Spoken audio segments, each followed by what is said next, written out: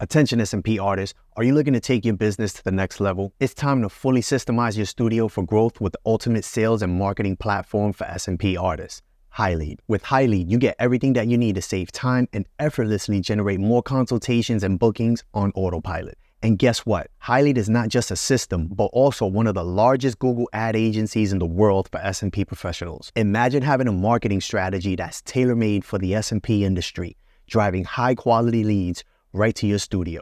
Say goodbye to the struggle of finding the latest marketing trend. HighLead has you covered. Invested into your training? Check. Invested into your equipment and studio setup? Check. Now it's time to invest into your marketing strategy. Don't risk your marketing budget on anything else until you've experienced HighLead's growth system and Google Ads services. Visit GoHighLead.com today to book a free demo now and join the hundreds of SMP artists who've embraced HighLead to thrive in their businesses. On the free no-obligation demo call, a member of HighLead's team will answer all of your questions and help you unlock the potential of your SMP studio by getting you more bookings. Visit GoHighLead.com today. Ever wonder what keeps me focused and energized during long SMP sessions and Scalp Solutions Podcast? It's Wava Water. Wava isn't just water. It's a whole new experience. It combines lightly caffeinated, sparkling water with binaural beats of sound frequencies and music. Together, they help boost creativity, productivity, and focus. And here's the best part. It's as refreshing as it is delicious. So, whether you're creating that perfect hairline for a client or tuning in to elevate your SMP game with the Scalp Solutions Podcast, Wava Water keeps you refreshed and ready to perform at your best. Because great work starts with great tools and great hydration. Wava Water. Refresh your focus, boost your confidence. Find out more at wavawater.com. What's going on, guys? Welcome back to the Scalp Solutions Podcast. Today, I'm joined by two incredibly influential figures in the SMP industry. I have Damien Porter and Naz Ali from Team Micro. For those who may not know, Team Micro has been at the forefront of shaping the scalp micropigmentation landscape, and their Meeting of Minds event have become must-attend gatherings for artists and innovators worldwide. Today, we're going to be diving into the recent Meeting of Minds event held in New York City and getting a sneak peek into what's coming for the next event in Madrid, Spain in 2025. Plus, we're going to explore SMP Compare. It's a new initiative from Team Micro that's set to change the game for artists and clients alike. There's a lot to unpack in this episode, so let's jump right in and welcome to the podcast, Damien and Naz. Thank you very much, buddy. Thank you. It's a pleasure. Pleasure to be here. Absolutely. Yeah, mate. Thank you for having us. It's my first one. So, yeah, let's get it going. It's your first one. And like I told you offline, Damien, I sent him some information. We were going back and forth. And I was like, brother, I have some questions for you because I know you absolutely love to talk. Yeah, if you came to the conference, you'll know. So let's get started actually with some introductions, right? So for the listeners who might not know you both, can you share a little about your background? What led to you guys coming into the scalp micropigmentation industry and Team Micro? And let's start with you, Naz. Okay, cool. So I started off in the financial industry, literally. Thought, chased the money, boring as shit, but went down that route. Thought it worked, did all right for a while, and then, believe it or not, proper coincidental, we got to know each other, wasn't it? Random as hell. So I initially thought, like most SBIs, I kind of got involved just by looking into the procedure back in 2014. So I was very young, no hair, obviously affected me.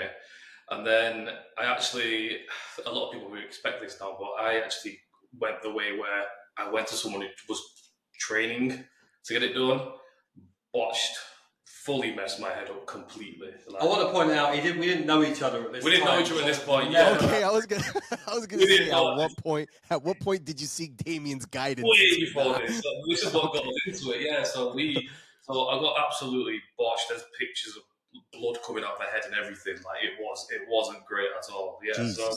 But I think desperation kicked in. I just really wanted a hairline. Like, even at the time, I knew this is not right. Like, she actually put a bowl on my head for my hairline, and I was like, yo, this is not right, But I thought, I just need something. I need some sort of densification for my head. So, did that, and then, obviously, met Damien. at that point. So we got obviously mutual friends, got to know each other well, obviously discussed SMP, got on like a house on fire. And then, initially, then he started mentioning, figured out what we both did. I talked about finance, he was talking about SMP, and then he initially said he wanted me to come over and help him run Team Micro.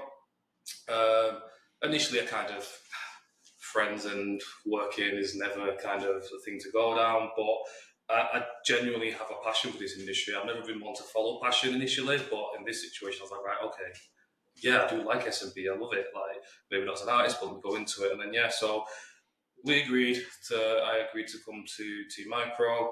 That was back in the 2021. And then on one condition, which was I have to laser all my SMP off and start again. It's not a good look for Team Micro, is it? Let's be honest. It wasn't. I was committed to the cause, so I had to go through 10 sessions of laser. Oh, fucking painful, man. Fucking painful. Listen, I can't imagine. I had the people that I work with here just give me, they were like, let's give you 10 zaps just so that you can properly explain it and it felt to me, I don't know what this feels like, but I'm pretty sure it feels like someone taking a rubber band to the tip of your man part and just letting it go, because that's exactly where the pain radiated to. It was there in like my small toes. All right. So whose decision was that? Was that Damien? I was like, listen, if you're going to come here and you're going to be a representation of Team Micro, we're all for good SMP work. The botch job's got to go. It was him, obviously. I even though it was shit, I was holding on to that. I was like, oh, I've got my hairline, though I can't get rid of it. But I think coming into the industry and seeing what work is out there and what it should look like, I was like, right, okay, fair enough, right, I'll get it done. So, committed to the cause. I went through all the pain and, finally got rid of it. And then Craig Bottomley High, shout out to Craig, by the way, as well. Nice. Shout out to Craig. And got it done. So, that's my introduction to SMP. There's no turning back. Now you Team Micro all the way. You made the investment. You're in, brother. All right. How about you, Damien? I know you really don't need no introduction, but we're starting to get a lot of new SMP artists tuning in to the podcast. So if you don't mind, just let them know about yourself, please. I mean, just to add, before I do that, just to add a little bit of context to Naz. So at the time, Team Micro had 17 people on our team. And I was completely overwhelmed as a business owner, as a leader, as an operator, just trying to do everything. It seems that the bigger the team got, the more I had to do. It wasn't, you'd have thought there'd be kind of more people to share the workload. It wasn't working that way. I was spending all of my time managing the team. I kind of wanted to get back to running the business, and I really needed help. I was facing burnout, and Naz, with his background, there was a lot of transferable skills, but I think above all else, like, he's one of the few people on planet Earth who I trust. There's not too many people that I do, and I needed somebody, a wingman, who could run the company with me. So, Naz is not by any means an employee of Team Micro. He's my partner. We work together, we run it together, and that's honestly, like, that's what was really, really needed. That's what was missing within the business, because I was really facing some burnout. So, the bit that Naz hasn't added is that bringing them into the team was the singular best thing that I've ever done for the business, was to bring Naz in. And that's kind of the context, Thank you. But, by the way, no worries. I regret it now, but I know, it's on camera now. He says we're on camera. I mean, my background, I'll keep this one really, really brief. I was from the corporate world. I worked in publishing. I worked for some of the biggest magazines and newspapers in Europe. And I just didn't like the corporate world. I'm too rebellious for that. It didn't suit me very well. I was an exceptionally high performer, but I was constantly in trouble because I was trying to kind of do things my way. And people don't like a rebel in the corporate world. They like people to just do stuff, Conform. And I wanted to leave. By chance, I had an appointment to go see a new company that had this new hair simulation technique that they were talking about. I went to see them. I was blown away by it. This was his hair clinic. This was back in 2009, back when SMP wasn't even a thing. And they asked me to come on board with them as their director of marketing, and that was kind of my way out of the corporate world into a role where I had a lot more autonomy and I could kind of, kind of go my own way to a certain extent. But they, as with a lot of these businesses who started out in the early days of SMP, their moral compass was a little off kilter, and I couldn't stay for. I wanted to stay, but it just didn't sit right with me, and I wanted to kind of fix some of the issues that were in our industry because it was being held back by jealousy and greed and misinformation. That's kind of where Team Micro was born, and I've been doing this ever since. SMP is a massive part of my life, and it's been tough. We've made a few mistakes along the way, no doubt. We've done a lot of learning. We've had a lot of fun, and it's been good. But yeah, SMP it's amazing how much you can kind of like immerse yourself in something, and to the extent where you just can't imagine yourself doing anything else. Absolutely. And before I move forward, I just want to kind of go back where you were kind of commending Naz and talking about how he's been so instrumental to the business. Like, I got to see you, Naz. Like, these are things that I just like pick up as just like who I am. Because I know every morning in Meeting of the Minds, I was like the first one down there and just making sure, the InQ stuff was all right. And I seen you there, man, and you were busting your ass, man. I didn't see you sitting down not one time. So when Damien says that he knew you were like a piece that was missing, like, I saw that. Like, I picked that up. You are an incredibly hard worker, brother. So kudos to you with that. Thank so you now, very much. Meeting of the Minds, Damien, right? This has become one of the most important events in the SMP industry. Can you walk us through the vision behind it and how it even first came to life? Sure. There's a real easy answer to that. There was no vision, and let me explain that. So it was never supposed to be like a conference. It was never supposed to be a big part of the business. That was never the intent. What it was back in 2017. The previous year I'd been out to the Scalp Aesthetics conference with Bryce Cleveland in Arizona back in 2016. So he has the kind of the accolade of running the first SMP conference, but it was for scalp aesthetics people. It wasn't independent. Not everybody was welcome there. And really what the industry needed was something independent that represented everybody and all of us, And at that time, in 2017, there were some issues creeping into SMP. All of the issues that we know exist today, it was kind of a more junior kind of version of those. And it became really clear that a lot of the issues that we faced were simply because we didn't really know each other. We didn't really collaborate. We didn't talk. We hadn't built friendships and connections and all of the things that you kind of take for granted now. Like Facebook groups weren't really a thing in the SMP industry. So if you take Facebook groups and conferences out of the equation, and Instagram in SMP wasn't really a thing either. So it's not hard to see like how little communication and collaboration, and there was no real opportunity for people to get to know each other. And I remember sitting down with a friend of mine who was a hair transplant surgeon, and he was saying, look, hair transplant doctors don't behave this way. There was a lot of kind of unprofessional behavior in the SMP world, and I asked him why he thought that was, and he said because once a year they have to look each other in the eye and shake hands. And I thought, why don't we do that? And so the idea was to get together about 20 or 30 friends, people around the industry that I knew, to kind of get them together and say, hey, what do you think we should do to like move the industry forward? And one of the ideas I had in the back of my mind was maybe we can agree and we can do a conference or something. But it turned out that first year was the conference because 80 people booked tickets. Bearing in mind, like, we'd announced this 6 weeks before the event, and people flew in from all over the world. They all got last minute flights. We packed out this room, this tiny little room. It was almost embarrassing.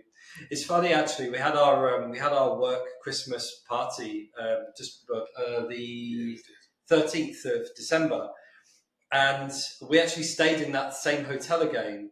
And I took the team back to that room to show them like how, because obviously they've seen the more modern version of Meet the Minds, and it it's crazy looking back. It's such a tiny little room. Yeah, it was tiny. It's the first time I saw it, to be fair, as well. Yeah. So you held your Christmas party in the same room that at one point you held your first That's awesome. And That's serious growth. So I guess it was just like it happened by accident, really, and and from there we kind of. I always remember there's a lady called Linda McFarlane. She's an SMP artist in the northeast of England. She's been a long-term supporter of ours, and I remember her turning around to me at that conference and saying, "You don't realise what you've started here," and that. I'll never forget her saying that, and it kind of gave me the desire to kind of turn it into something bigger and something frequent. There was clearly a need for it. We didn't make any money out of the 2017 event. We made no money out of 2018, none out of 2019. We made pennies out of 2023 and very, very little out of 2024. Like, this is not like a money-making exercise for us. It's a good marketing exercise for the business, but honestly, the reason we do it is because, like, the industry needs it. We enjoy doing it, and it's just like if we don't do it, then who else is going to? Somebody who's going to do it for the wrong reasons.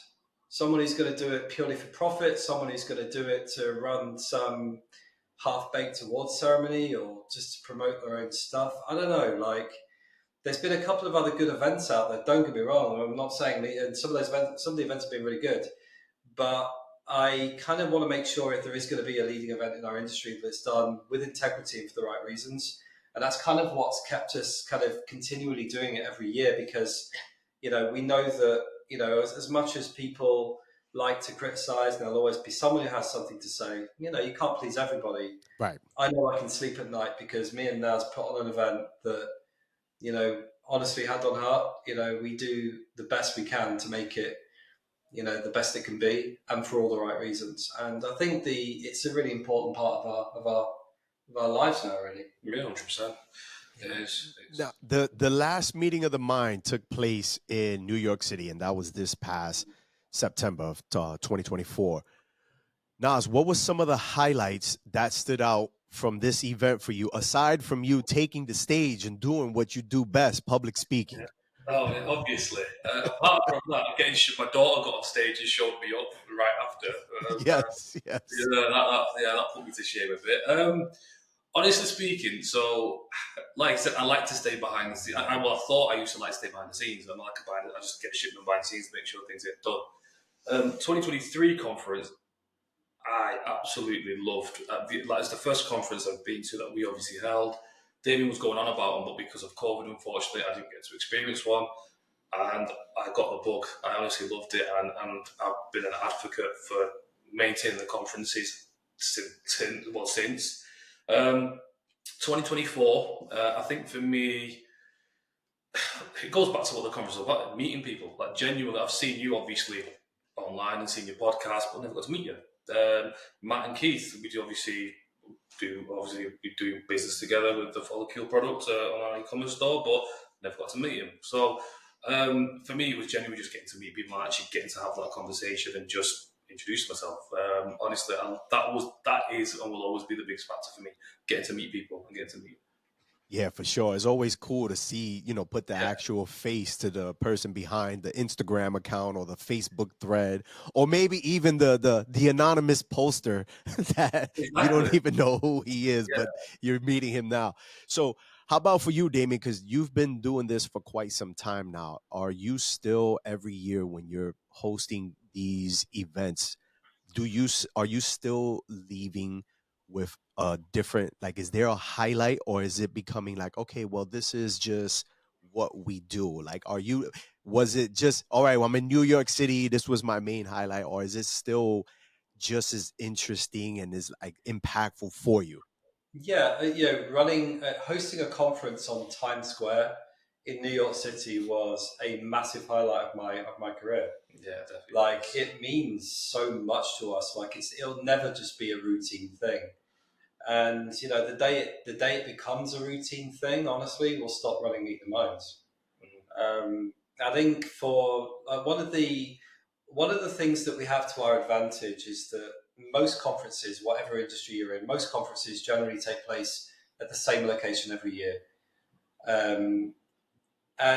in our industry, like we really want to give people a different experience, and the location kind of almost does that job for us. I mean, obviously every year we look at the format, we look at the content, we look at the speakers, we look at how can we make the experience different for people. But by sheer location, I remember sitting down in Portugal. We were at Miguel Silva's conference, and I sat down with Kate Dawes, who'd flown in from Australia, and she's one of the most avid kind of attendees of these conferences. She's always attended ours. She's never missed one. And she's flying in from Australia. And I said, what makes you do it? And she said, well, a lot of it depends on where it is. A lot of it depends on kind of who I'm going to meet. And, do I think I'm going to have a good time? Nothing really to do with the content of the conference, because she's a veteran. It's probably not too much that she can learn from here on. But she does it because it's a perk of the job. Like she gets to travel, she gets to see the world, she gets to have those experiences. So for us, the fact that every year we run the event in a different location is part of the appeal for the attendees, but also part of the appeal for us, because to answer your question, it means that we get to see it come together, but in a completely different way, in a completely kind of like almost like a reskinned kind of like, we never quite know how it's going to be until we see how people respond to it. Yeah. And it keeps us on our toes, but I love that feeling of people coming to the event and getting a real kick out of it, getting real value out of it, and being able to sit back and see them getting that level of enjoyment and that level of value from it, and that gives me a huge amount of satisfaction.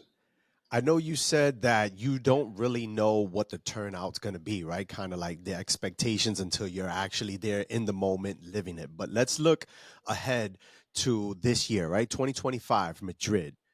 What can the SMP artists that are going to be attending expect at this meeting of the minds? Like, are there going to be any exciting changes? Or are there some new elements that you're going to be bringing to the table that's going to differ this meeting of the minds from the previous? So, do you want me to take this one? Yeah, go for it. Yeah. So, every year it's going to be different. Like we can't stand still, because we've got to make sure that I never ever want a situation where somebody comes to a meeting of minds for the second, the third, the fourth time and starts to feel like they're just getting the same as what they got in the previous year. We'll never ever allow that to happen. So, firstly, I mean, the venue itself is very different. It's completely different to New York. It's got a very chilled out vibe. It's very modern. It's a purpose built, brand new hotel. It's a beautiful, beautiful venue. There's going to be a strong focus on education this year, and also as well, like the way that people will kind of the memories they'll make at the event will be very different, because Madrid has a completely different vibe to New York. It's one of the most friendly cities in Europe. There's so much going on there. It's very cosmopolitan. It's very multicultural. There's so much happening. Spanish people we spend a lot of time in Spain. Spanish people they're so proud and so vibrant and just so full of life. And so I think that even before we do anything, the experience is going to be completely different. But in terms of the actual content itself, you're going to see some people on stage that maybe you haven't expected, but definitely people you haven't seen before. There is going to be a strong focus on education. We're looking at ways that we can mix up a workshop type format to make sure that kind of like whatever people go to the event for, that they can get that value. Because I mean, if we're kind of one dimensional, then the difficulty is that some people will get great value and others won't. So we want to try and broaden that appeal. But the biggest thing we're doing this year, which is a little bit scary, we've never done this before, is that meeting of minds in Madrid is going to be multilingual. And that's involving some really cool AI tech, which we've never used before, never been deployed in the SMP industry before. And what that means, from our point of view, it's a bit of a geek moment, cool. Yeah, but from the attendees' point of view, what makes that important is that there's going to be a completely different crowd there this year. Mm-hmm. Like some of these artists who have never been to an SMP conference before, all of a sudden are going to be able to. And that's going to change, that's going to switch things around a lot, So if people have been to these events and they kind of see the same people sort of each year, if they want to meet new people and see a complete different side to the SMP industry, then this is a great opportunity to do it, because they're going to meet people that they've never met before, because they've never attended SMP conferences before. Yeah, that also opens it up to the rest of the world, essentially, because now I can't imagine so many other artists that want to participate in this, and they hear all the good things that are happening and the networking that's going on, but they're afraid because of the language barrier. But now that we know that Naz is going to be doing some Spanish deciphering, we're gonna You know, I I smiled. I kind of chuckled a little when you started talking about like Spain people being nice. And let me just, I don't want that to like throw you off like you said anything wrong. It was just, you were like, well, one of the big differentiations from Spain and New York is, Spain people are nice. And it's just like, yeah, yeah, New York City looks incredible, is nice, fast paced, but then when you're here and you start like doing tourist things and you start like interacting with the New Yorkers, you realize like, oh wow, these people are assholes, man. You know? You know what, David? I've got to come back at you with that, buddy. I've got to. So I've been to New York probably 15 times. Generally speaking, with work, and I understand that like New Yorkers have a reputation for not being friendly, but honestly, man, that's not my experience. It's really not. I've been all over America to so many different places, and it's like, New York, they're not friendly. I don't You, find that, man. I really don't. I think is because they hear that cool accent that you have, and they're just like, you know what, man, this guy's not from New York. Let's treat him right. Now, someone who sounds like a New Yorker, they're like, hell no, we're coming at him full blast. that's the I best. had so many other artists, they were just joking around. Everyone had a great time, Yeah. but they were like, Dave, how do you do it? Like, how do you deal with that intensity and that attitude all year long? I'm like, brother, this is just it. This is why I moved to the country. This is why I moved to the country. So I want to kind of move on and start talking about your new initiatives, right? T Micro now has a new initiative that you guys are launching, and it's called SMP Compare. Can you break down what exactly SMP Compare is and why you felt that there was a need to introduce this platform? Do you want to do this, or should I? I'll start off. So initially, SMP Compare, after meeting the Minds 2023, we had a sit down and just to kind of see what else can we do, because obviously Team Micro have been around for a long time in the industry. We thought, what is it we can do to make it better? Because you hear stories as well. I think the difference from 10 years ago is now there's a lot more artists out there. There's a lot more information. And it's overwhelming. Like even back then, for me, it was overwhelming trying to find an artist, but it was a different problem. In this case, we felt like, right, what can we do to fix this issue? There's quite a few reasons why we did do it. Me and Damien went back and forth on different reasons why. For me, I looked at going through my situation, maybe having my botch job. I thought, right, okay, how do we appeal to the client, the end user? How do we appeal to them in this situation? Because there's a lot out there now. Obviously, artists out there tell people to research, but where'd you go? Apart from, obviously, you can do your research, but somewhere where it's a bit more conveniently done. That was a big one for us. Transparency, I think that is missing from this industry quite a lot.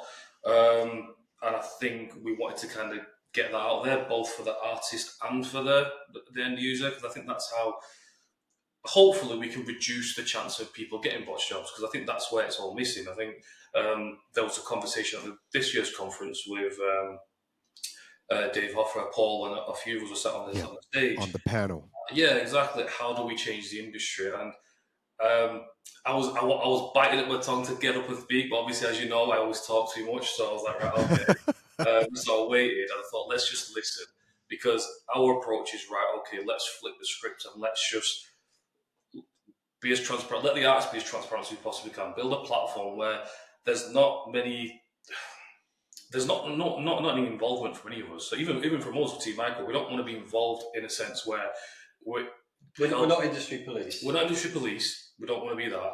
We're the platform where the client can conveniently find their artist and comfortably. So even if you go on the platform, everything's there. You can click and speak to the artist all you want. And then from the artist point of view, I think one of the big ones for me is there's this big issue with obviously quality of work out there and prices, right? And I understand artists saying, well, we should charge more, and I completely agree. However, you can't. Some clients are going to just shop off price. That is what it is. You can't change that fact. So I think point is you need to get the quality out there and let them understand what they get from the service we offer, if that makes sense. So yes, there's a lot to the actual platform, but the main thing is transparency. Transparency. Look, it starts with value. Look, at the end of the day, like, you know, we get this, you know, 3,000 plus visits a day to teammicro.com. It's the biggest SMP site in the world, and you know, and it's a site that, you know, for many years has been kind of like a bedrock of kind of information for anyone looking for SMP services. And you know, off the back of that, obviously we get a ton of messages in from customers, emails, calls, whatever else, right? So I think our thought was, well, we've got all this traffic. We need to do something constructive with it in a way that makes a positive impact. And, you know, and while, you know, and yeah, we want to serve the artist, but in all honesty, Dave, like, serving the artist was not a number one priority, which was a little bit of it was something that kind of took a bit of getting used to for us, you know, because our logic was, if we could serve the client better, then inadvertently we would be serving the artist better, because we're giving the client a better way to make the decision. We wanted to level the playing field a little to a certain extent as well, because, you know, most of the clients will either go to the artists that are longest established or the artists who have got the best marketing. And that doesn't always mean that that's the best decision for them. And there's also artists who are exceptional at what they do, but maybe they've not been around for 5+ years, but they're struggling to kind of cut through the noise, because it was so much easier 5-6 years ago to get found on Instagram, get found on Google. It's tough for these people now, and some of these artists are exceptionally talented and they're not getting the exposure they deserve, you know. And for the artists who have been doing this for a long time, obviously we want to be able to shine a light on them too. And so really it's a case of saying to somebody, okay, so you're in New York, you're in Phoenix, you're in, you know, San Diego, wherever you are, you know, this is a breakdown of all of the options available to you as a prospective client in your city. You know, here's the reviews, here's the latest results, here's a little bit of background on the artists, here's the information. We're not industry police, as we said. Here's the information. You can now make an informed decision, and hopefully a better decision, which will hopefully push the business to the artists that are more talented, that do better work, but also maybe cut down on some of these clients who are making poor decisions because they don't know how to, as Naz says, they don't know how to research their options. I think we just assume that everyone's tech savvy, and they're not, you know, so we just want to make it really easy for them. In a crowded industry, how do you stand out and attract more clients? Introducing SMP Compare by Team Micro, the world's most popular SMP platform with over 3,000 visitors every day, all searching for trusted artists like you. Clients can contact you directly, no middleman, no delays, just pure connection and trust. From flawless hairline designs to 5-star reviews, SMP Compare lets you highlight what makes your business exceptional. And here's the best part. It's affordable. Just 1 or 2 new clients a year, and it pays for itself. Today's clients value transparency and convenience. Be on a platform that delivers both. Join SMP Compare and make it easier than ever for your clients to choose you. Sign up now at teammicro.com and grow your business with the best in the industry. Today, I want to talk to you about something crucial for your SMP business, where you get your tools. It's not just about having the right tools.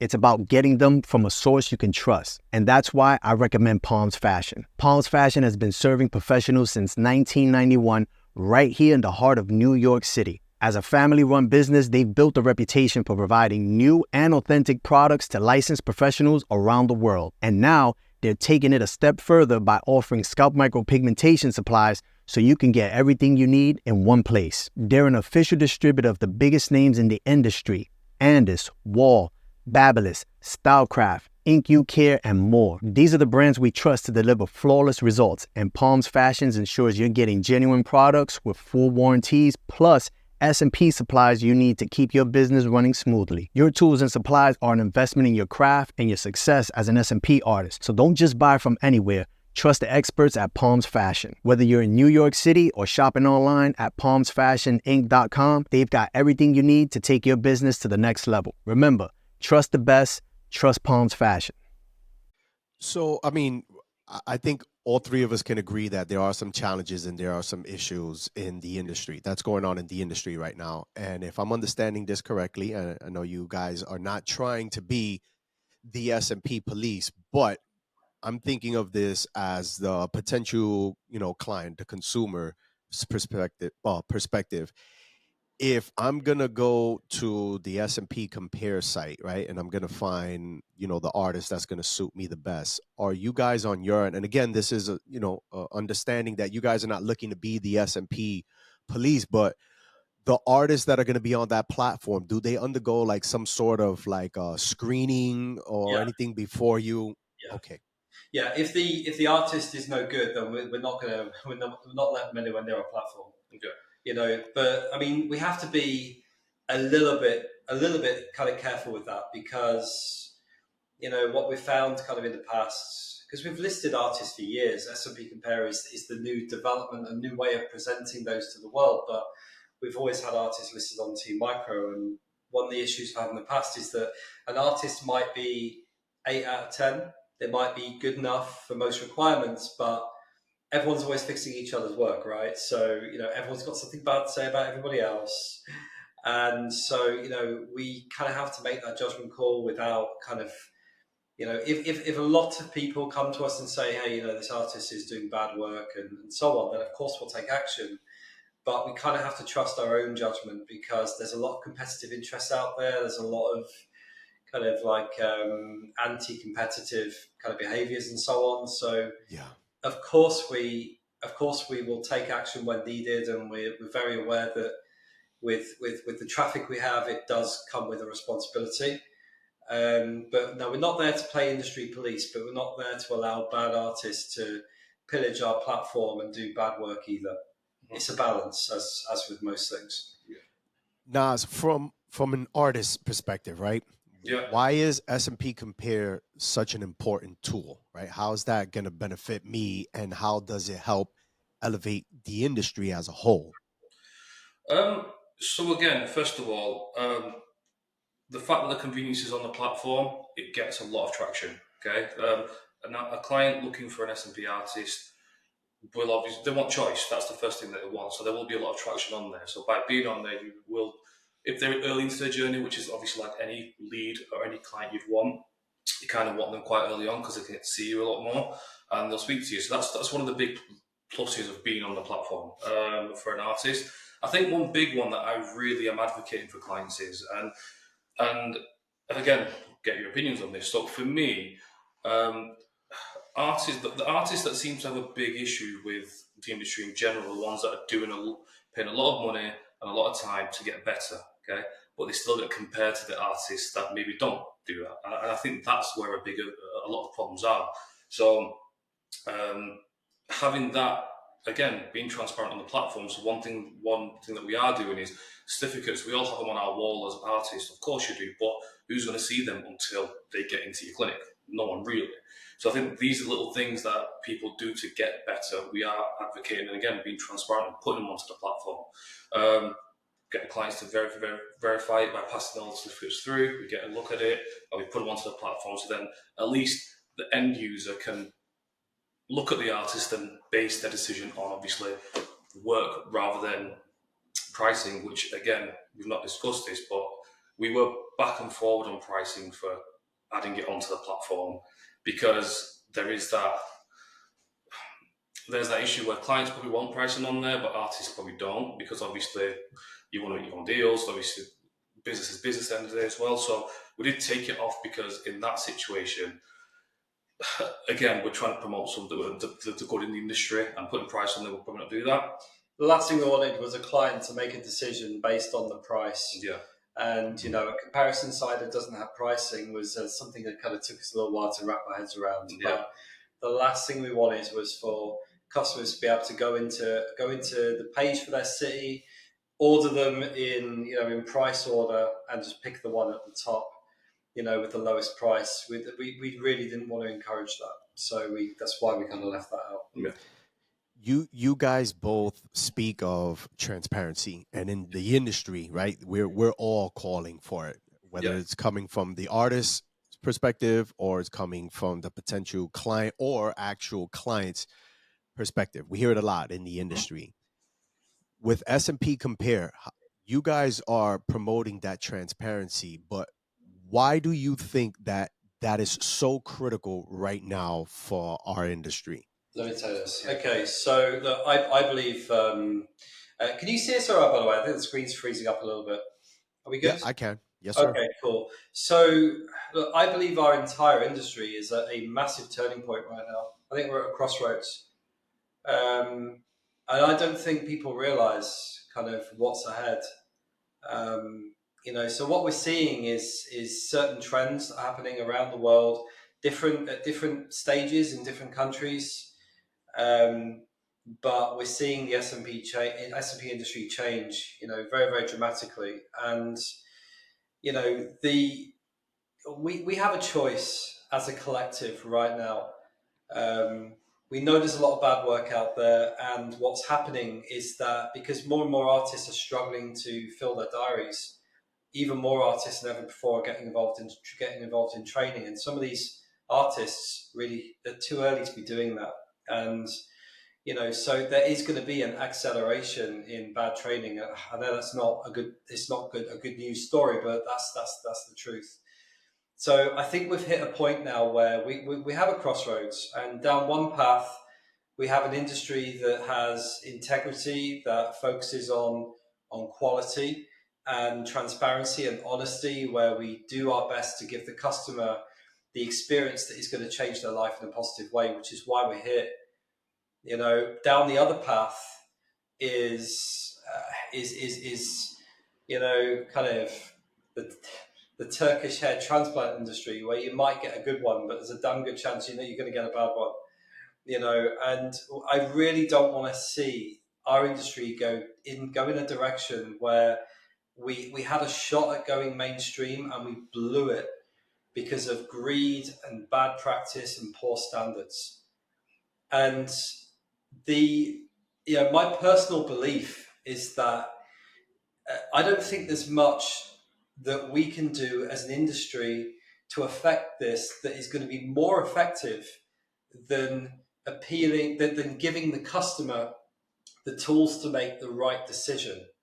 Because we can talk about, and look, I don't want to say that some of the efforts being made around the industry aren't the right thing to do. It's always good to try and kind of do good things and bring people together to, with things like, organizations and awareness campaigns. And, I know Paul Clark is very passionate about this topic, and he's got his podcast that he's doing, but for me, the ultimate way of delivering the outcome that we really want is to equip that customer to make a better decision. And we can only enable that to happen if they have access to the right information. And that information is only the right information if it's transparent. There's no place for cloak and, for smoke and mirrors, cloak and daggers, whatever the term is. There's no space for bullshit. There's no space for heavily photoshopping stuff. There's no space for lying to people or misrepresenting expectations. As an industry, we've got to grow up, and we've really got to start setting some ethical and moral standards for ourselves and how we want to be perceived by the world if ever we're going to be. If we want this industry to still be here and still be credible in 20 plus years' time, we've got to start behaving a little bit better. And so for me, that's why transparency is so important. And SMP Compare isn't going to change the world. It's a piece of that puzzle, but it's an important piece. And I'm hoping that it has some contribution towards that effort. But obviously, clearly, there's a lot more to do. Yeah, I absolutely agree with that. And, you made perfect reasoning as why the transparency is so important, because we do want this industry to grow and flourish, but there's still a lot of maturing that needs to take place. Now, from a consumer or potential client's perspective, how does this work? Am I going into the Team Micro website? Is it a membership? Is it a subscription so that I have access to, is it a one-time fee for me to be able to see the artists that are in my area? And I guess this is a two-part question. I hope I don't put it too confusing. And then how does it work for me as the SMP artist to participate in this platform? So let me take the first part, you take the second, yeah? So, okay, so we had a decision to make quite early on, and that was, do we want to turn SMP Compare into a lead generation site for artists, or do we want to kind of throw everything open? So in other words, did we want the customer to go onto the site, find their artist and submit out a form, or call a number that has a tracking mechanism behind it? Or do we just want to lay everything bare and let the customer interact with the artist however they want? And we took that second option. The reason being is we don't want to get in the way. We've got a great product, but we're not. The artist doesn't. The client doesn't want to talk to us. They want to talk to the artist. They want to make direct communication with the artist and make their own decision. We trust that their intelligence is high enough for them to make their own decision if they're given the right information. So we don't want to get in the way of that. We don't want to gatekeep anything. So from the customer's point of view, they land on the site. They don't need a subscription. They don't pay anything. It's free for them. They navigate to their chosen city, or because we rank really well on Google, a lot of the time they land on the city page just through a straightforward Google search. We're also spending about $9,000 a month on paid ads right now. So maybe they've landed there through a paid ad. But they'll land on that city page eventually, and then they'll see the options, and then they can then interact with those businesses however they see fit. That might mean they pick up the phone. It might mean they drop them a WhatsApp message. It might mean that they just go and check out their Instagram. But we don't get in the way or try and dictate.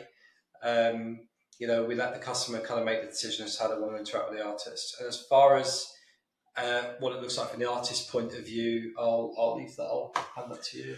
Yeah, so from the artist's point of view, first of all, getting on board it's quite simple. Just, again, drop me a message and we kind of do a lot of it for you.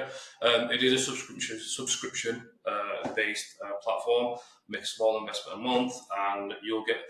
The main thing is, as Damien said, we're doing a lot to get the exposure up and running. We're not playing small with this. We've literally gone a full year. So, like I said, back end of last year, we started working on this product, and we've gone backwards and forwards on it and got it to a place where we're happy with it to kind of push it out there. We're doing a lot towards the marketing.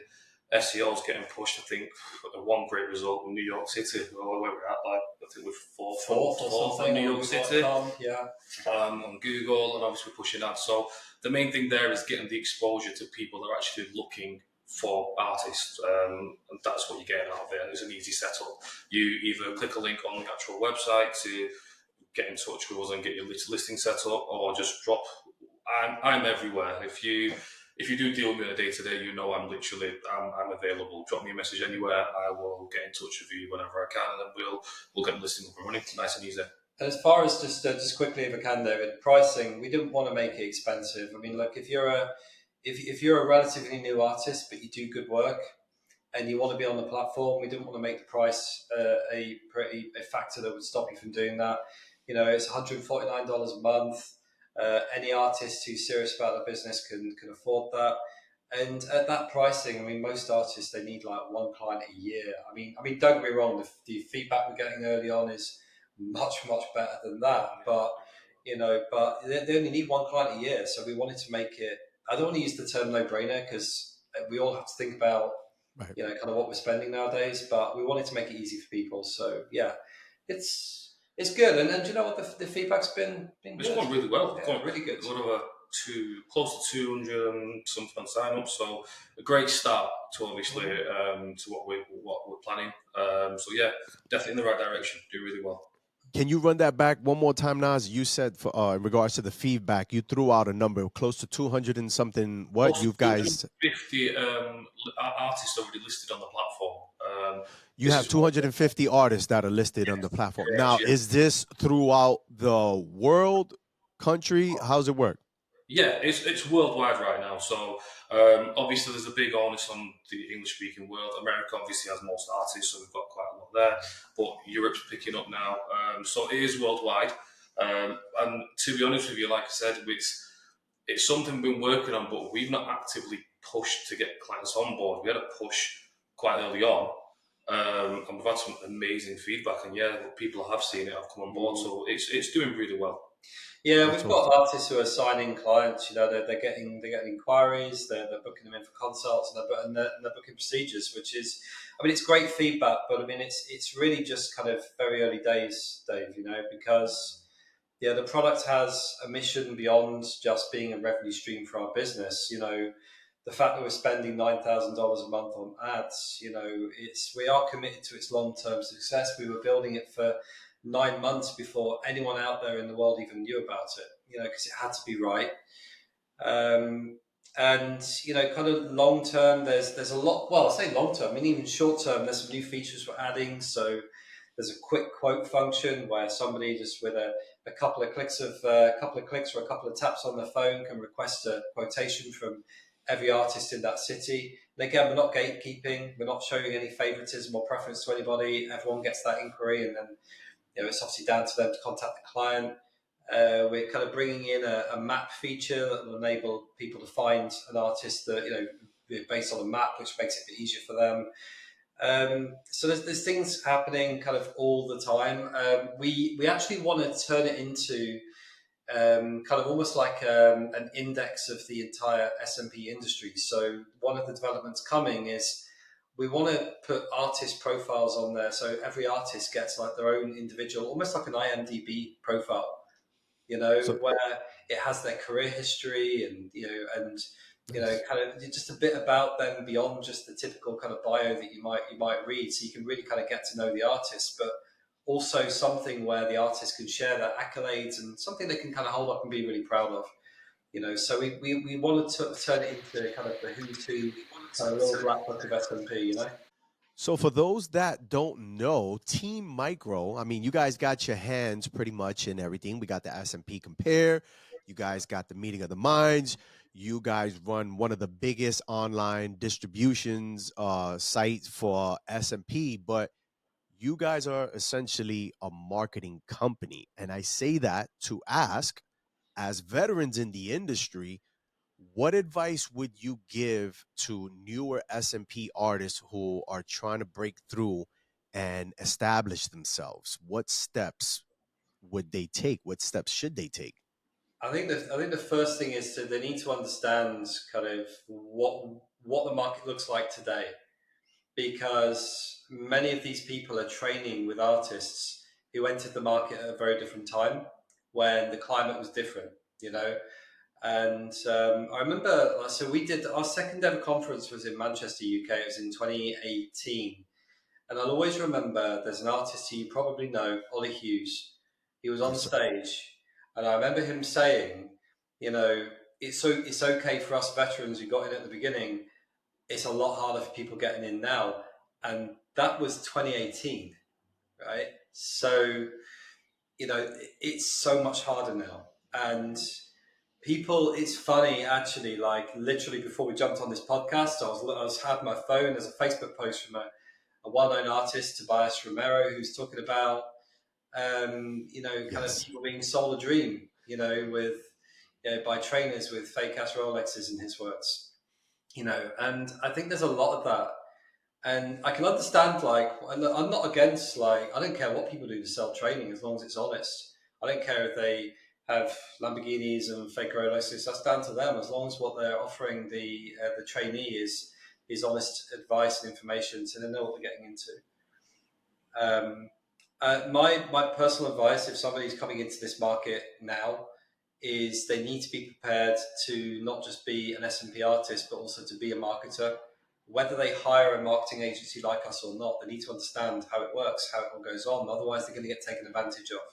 There's a lot of people out there now doing marketing, and there's the risks of falling into the wrong hands is quite high. So the best way to protect themselves is to have an understanding, is to basic understanding of Google Ads, Facebook Ads, how that works, and definitely to have some level of expectation around kind of what they're going to have to spend. Because the chances are in year 1, 2, 3 that they're probably going to have to spend 50% of their income on ads, on marketing. And obviously in the backdrop, you work on things like your SEO and your referral network and your repeat business and everything else. So over time, you reduce your reliance on ads, of course, and things get easier as time goes on. But certainly for those first 2, 3 years, they are going to have to spend a substantial portion of their income on ads. Yeah. There's also the other thing is about training. This is not an industry where you can do one training course and go off and be an expert. That's not how this works. Look at Michelle Steele, a great artist. She's done so many different training courses with so many different people because she recognizes the value of education. She recognizes the value of trying to be the best that you can be, and the best artists out there, people like Matt Ayulo, John Gero. We said you talked a lot. Sorry. So like Matt Ayulo and John Gero, people like that, they didn't do like a 1-week training course. They apprenticed effectively in a weeks, months. Mm-hmm. Yeah. I think it's managed expectations for clients in general. So I'm lucky enough to get to speak to a lot of clients quite early on in their journey, and a lot of my conversations is to kind of put them in the place a little bit as well and manage your expectations. The first year minimum, it's not a money-making exercise, I don't believe. It's about getting better. It's about portfolio building. There's these things that you have to do to get to a stage where you get clients in, and the fact it concerns me they don't know this already. It's the fact they come to me and I have to have this conversation with them after from the training. That's the bit what I don't like. But they should have got it from the trainer. But you need to understand, your clients aren't just going to come running to you. You have to literally get them to come to you, and if you do it properly, get a great portfolio, get people to access you. Well, yeah, it's different spend on marketing. You will get better in time. But first year, I could even say 2 nowadays. It's not a minimum. It's not a money-making exercise initially. There's a lot of hard graft, like any business. Get it on its feet, and then go from there. Well, for decades, it's been an accepted norm that a business will take 2, 3, 4 years to start turning a profit. And somewhere along the line, we forgot that. We also need to remember that the majority of businesses fail. Mm-hmm. Now, the SMP industry is not immune to those things, nor is the SMP industry immune to the basic laws of supply and demand. So there's a couple of things I think people need to bear in mind beyond what we've said as well. The first thing is that dropping their price is not the solution. Mm-hmm. Like they are going to attract the worst type of customers who are going to cause them nothing but pain. And it's just going to make it harder for them to achieve their financial objectives because they now need so many more customers to do that. So dropping the prices is not the answer. And I think the other thing is just to be prepared for the fact that, it is going to be an ongoing process, and they've got to have a lot of energy and a lot of will. And I guess the last thing, one more thing, is that artists have to find their uniqueness. You can't be the same as anybody. You can't be the same as everybody else, and you're not going to make waves in this business trying to be somebody else. Artists need to remember that client, they're buying your service because they trust you. And different clients will gravitate to different artists. They just make that connection with that person because they just feel that they feel comfortable with them. They feel they can trust them. And the fastest way to turn them off is to be inauthentic. You've got to be yourself, and you've got to think about like how can you bring something to the market that is that little bit different? How can you make the experience uniquely you? Otherwise, you end up pleasing nobody and attracting nobody. I'd rather have half the market love you and the other half hate you than have nobody know you exist. You've really got to find that thing about your business that You know, I mean, like for example, you know, you met at the conference, Dave. You met Anna James. Anna James is a very successful artist from Melbourne, Australia, but she's not successful by default. She's successful because she's made that happen, because she's an exceptional marketer, but she's also very, very approachable. She comes across very much that way on her socials. So people feel comfortable contacting her. She's very informal, but still very professional. And she has that kind of, her uniqueness is that she has that social media vibe. She's good at it. You know, other people, I mentioned Tobias Romero earlier, people gravitate towards Tobias because he's just such an authentic person. He's very likable. He's very inoffensive. Like, no, it's impossible to be, you know, to be made to feel uncomfortable by the guy. He's just so warm and caring. You know, Matt Ayulo has got the respect because of his professionalism and because of his longevity. You know, everyone's got their uniqueness, and every artist coming into the industry has to find theirs. Otherwise, you just end up being drowned out by the noise, you know, of all the other artists.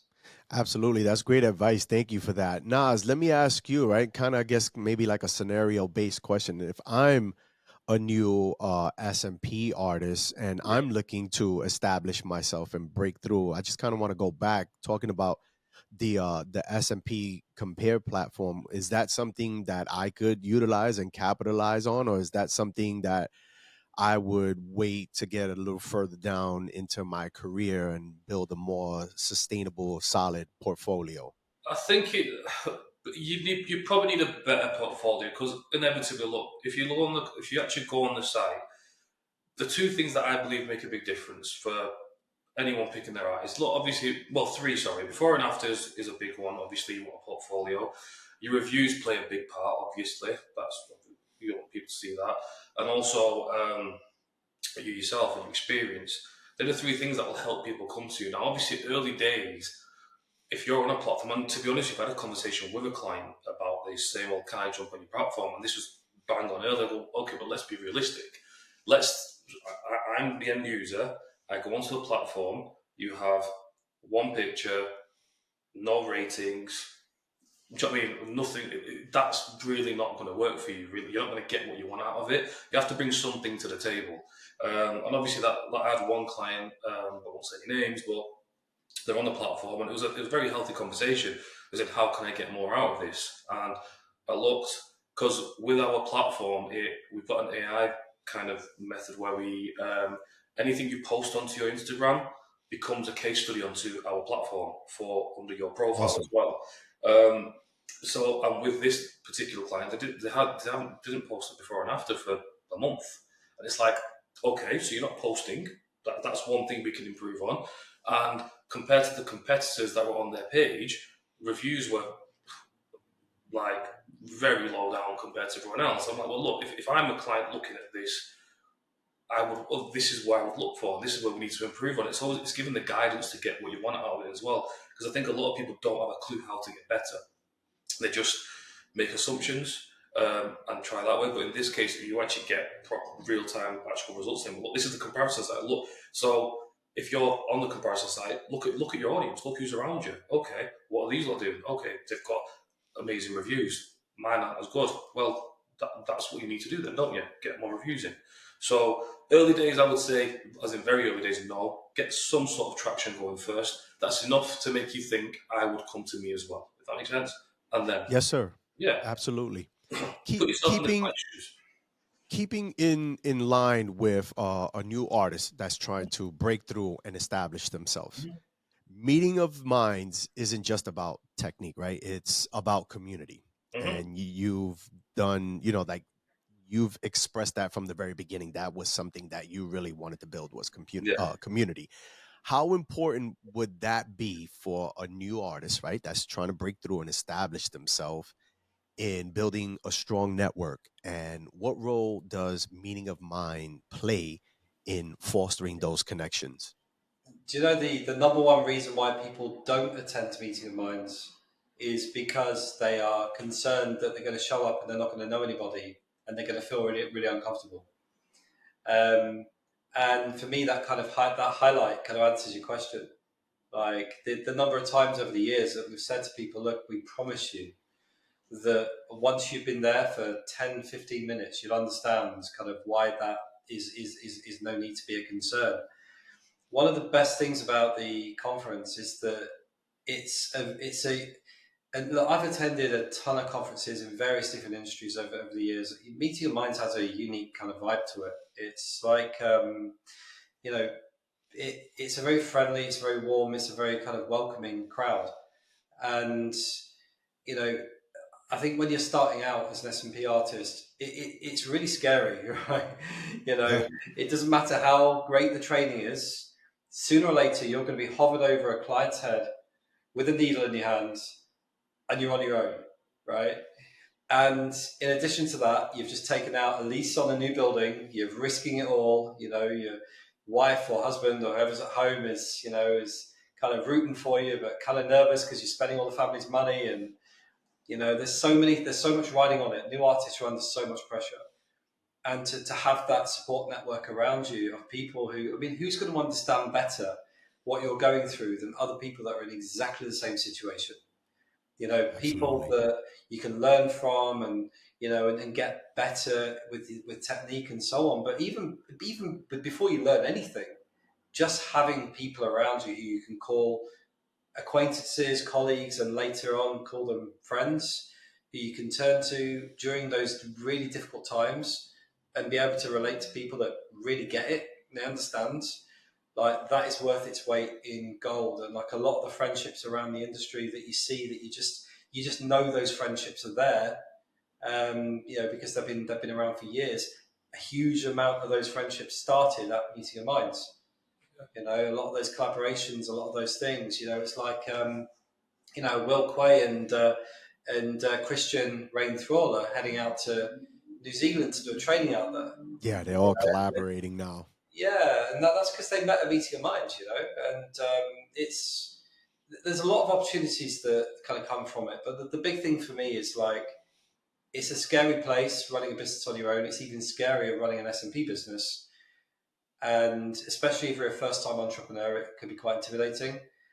And I think that advantage of being able to be around like-minded people and get that support and make friendships, it's enjoyable, it makes it all worth it, but also there's a real practical reason why you need those people around you. Yeah, I want to take that and roll it right into the next question, and I'd like for the two of you to answer it. Naz, we'll start with you. For the artists that are listening right now, right, kind of going back off to just what you were, the last question, and they're on the fence about attending the Meeting of the Minds. And Damien, as you said, this is kind of one of the bigger problems. And I can attest to that because I remember when I first started wanting to participate, and I was just like, I feel like I have no place there, right? I'm not seasoned, my feet are not wet. Like, why are these guys gonna wanna talk to me? I want you guys to take this opportunity to tell the newer artists, or the artist that's not even a seasoned artist, but we just don't know anything about, right? And they're on the fence of attending Meeting of the Minds Madrid for this year, 2025. What would you say to them? Why would this be a can't miss event? First things first, I think you have to experience one Meeting of Minds conference regardless. Once you come to it, genuinely, you're hooked. And that's just not me saying, that's literally feedback from artists. And the one thing we aim to do and we do plan to do is to give, everyone comes for different reasons. So some clients want to come just for the relationship building. Perfect. That does that anyway. Some people come for the education. Some people come for techniques, for example. There's a lot of different reasons why people come. So we try and market to all them angles. Get away from their wives. Well, yeah. We do as well, but yeah. I just gave you guys a new marketing perspective. Exactly, yeah. Get away from your family, just come here. Just day. No, it's just, you have to experience it, and then once you're there, you'll notice it. And the one thing that we do, which we do pride ourselves on, is it doesn't matter if you're an experienced artist or like I said, a new artist. There's always room to grow in our industry, and especially on our platforms, like on our conference. For example, I mentioned him earlier, KRT, Kev Christian. I remember the conversation I had with him I was already told, look, get to the conference. It's literally around the corner. Come to it. And he wasn't coming. Just come. And he came and he got the bug, loved it. And we're open to, like I said, putting people on stage as well. Like, not everyone wants to see the same faces as well. It's all about getting new ideas. And the only way we're going to get better is by getting people's opinions as well. So it's a community where we can grow together. So yeah, that's my answer really. Just get there. How about you? Yeah. So Christian he came to our 2023 event. Yeah. And for the first time, and then 2024, Times Square, New York, highlight of his career, he's there on stage. He's got the stage. Yeah, that's awesome. That's amazing trajectory, man. 100%. I think if I can speak openly, Dave. Absolutely. We don't do favoritism, industry politics, drama, and all of that bullshit. We have no time, no energy, no space for that in our business. And when you come to Meeting of Minds, it doesn't matter whether you're an industry veteran or a brand new artist. Everyone's treated with the same level of respect, with the same level of importance. We want everyone to contribute. I mean, sure, of course, there's people on stage who have some more to contribute because they've been kicking around for longer. But there is no hierarchy, and there's absolutely no reason why anyone should feel that they don't have a place there. And it's something that we feel very, very strongly about, because there's far too much of that kind of cliquey shit kicking around in SMP anyway, and that never comes from us. I remember, we've actually had people that have said to us in the past, I came to Meeting of Minds this year for the first time. I've not been before because I thought it was kind of like you and your friends. I didn't think I'd be welcome. And it's we've, to our knowledge, I don't think we've ever done or said or anything. That's the last thing we want people to think. Yeah, it's definitely not that. So I think it's one of those where everyone is genuinely as welcome as the next, and we don't take people for granted. We appreciate everyone who attends, and we just want to make the experience the best we possibly can for them, because like I said earlier, we don't do it for money. It's a really bad business model if we did it for money. We do it for the love and the enjoyment, and we feel that we're adding value into an industry that we care about, and that's really what it's all about for us. But let me flip the script. You came to the conference. What did you? Yes, sir. Conference. You tell me. Honestly, like I said, we're not here to. And it's funny because without you even having asked, I was gonna ask you guys if it was all right that I shared, because I have. Well, first off, I have several reasons, right? And I think we'll start off to this, and then I'll lead into my story, right? For one, the importance of being able to take that person that we're so used to just, interacting with online, and actually seeing them and actually interacting with them. And I think that that's very important, because it's so easy to take, whether it's a comment or a generic post on social media, and take it out of context, right? We're very good, most of us, and I'm just talking about humans in general, right? We're very good at reading something and applying our own tone to it, right? So we might, maybe even something that you posted or something that Damien posted, and we'll read it and add this context, and it's like, wow, he seems like he's, kind of coming off really rude about that, right? And now you just have this perception, he sounds like he's very intense, right? But now you meet Damien and you see how he carries himself, and just like how he talks, and then you can put that back and go, oh, that he didn't mean that at all. And I'm proof of that. And it's funny because we were talking about Tobias, and I'm actually interviewing him tomorrow. And ever since then, we have this whole thing. Even this morning, he kind of went off on the whole Rolex thing. And I wrote, I feel like I feel triggered, like I feel like I'm being called out. So again, why is important to actually, one of the importances, right, of being there in the physical form is I see Tobias, and I'm doing my rounds. I'm saying hi to everybody. And he shakes my hand and he goes, I got a bone to pick with you, Dave. And I'm assuming just like everyone else, like, you haven't invited me onto the podcast. And it's like, guys, there's so many of you. I only do 26 of these for the year. Yeah. So I'm thinking is that. So I'm like, I'm sorry, brother. Look, we'll make it happen. I'm working on my 2025 invitation. He goes, nah, man, you said something on your podcast, or I posted it on the Team Micro thing. He was like, you said something about guys wearing these fake Rolexes, thinking that they're this, that, and the third. And he was like, I felt like you were calling me out. So I smiled. And now that you guys know me, you guys know I'm a jokester, man. Like, I'll take any opportunity. I knew he was serious, but I was like, also with my experience, I was like, let me bring this guy down a little bit, because I know, I go, well, do you own a fake Rolex? And he goes, yes, I do. I was like, well, all right then, bro. I was talking about you. So we both started laughing, and I told him, no, I'm gonna be honest with you. I know exactly the artist I was talking about when I made that, when I posted that. If you felt offended by that, listen, I really am. I'm sorry. I wasn't talking, about you. And then right there, like, this whole different relationship just started, right? Because now we're like joking with each other and everything. And to see him today now go into, like, now it bothers him, and he posted the exact same thing that I did. But that's not either here nor there. But my point is, it was for me important to be able to meet the people, like, who they really are, right? Because now you really get to tell who are the characters that are playing in this game, that are playing in this industry.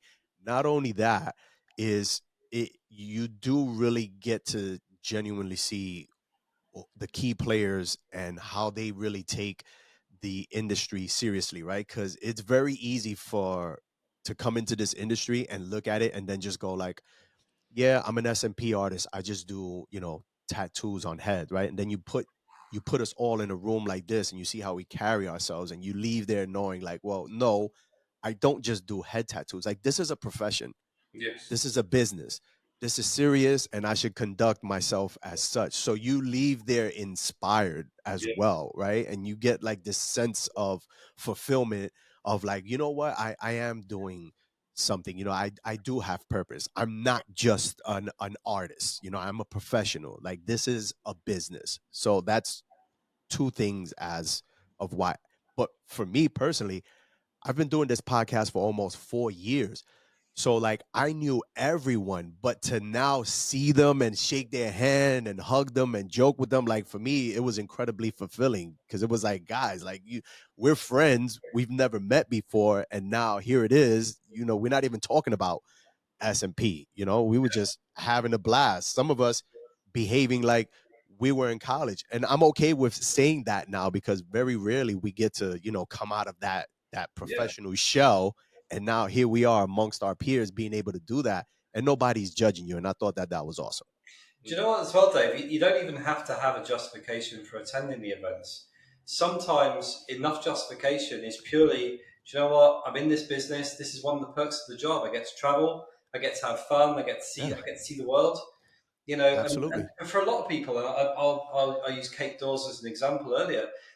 For a lot of people, that is the justification. That's all it needs. Absolutely. And honestly, I sometimes feel like we could put a really bad event on and people would still show. Obviously, we'd never do that. But some people do it just for the social aspect and the travel.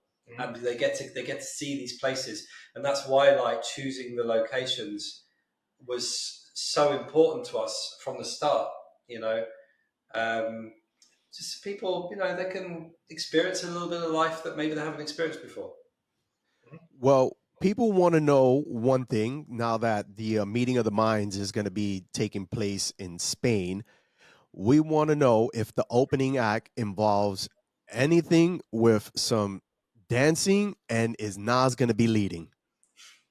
It's just me on stage, topless. That's it, bro. That's all it's gonna be. We're trying to sell tickets here. We want to see some sort of like mariachi skit or something going down, whether it's Damien wearing, he's got to get up, or it's going to be Naz. We're going to break you guys in. It'll be both of us. It'll be both. we were kind of hoping that you could bring some of your suave and charm with you, Dave. Maybe you could help us out on that. Oh, listen, man, we'll do like a halftime Super Bowl show, meeting of the mind style. Yeah. I'm in. You don't want me responsible. I'll bring a bull in there, bro. You could be Beyonce. Beyonce bowl. You got the Dave bowl. Before we wrap it up, gentlemen, can you let the listeners know where they can go to connect with you guys, whether it's to ask questions about your SMP Compare, get questions about have questions answered about meeting of the minds, they want to run some Google ads with you guys, they want to buy some products, they want to get some landing pages done, they want their website built, like you guys got your hand in everything. Best place to reach us is Instagram. So, I mean, we're available through a whole ton of different channels, but Instagram is the one that everyone's using. And, you know, Naz responds to the messages personally. Busy as shit, bro. I speak to everybody. What Damien's saying, my WhatsApp, I literally, going back to it, I want to speak to relationships for everything. So I'd love to speak to everybody from the get-go. And so WhatsApp, I cut you out there as well, sorry.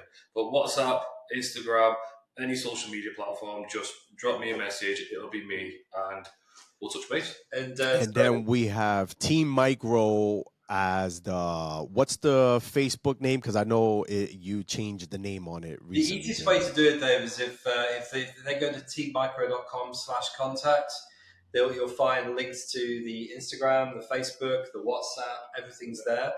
So that's the easiest way to reach us. The Team Micro is, I think it's Team Micro International, which is a little bit of a mouthful, but the Instagram is @WeAreTeamMicro. Best way is just go to teammicro.com/contact and everything's there. Excellent. Thank you. There you have it, folks, if you want to get in contact with Damien and Naz. And that's going to wrap it up for this episode of the Scalp Solutions Podcast. Thank you once again to Damien and Naz for dropping in, giving us some insights, dropping little gems on us. Until the next time, peace. Thank you for having us, brother. Thanks, buddy. Good to see you. Thank you.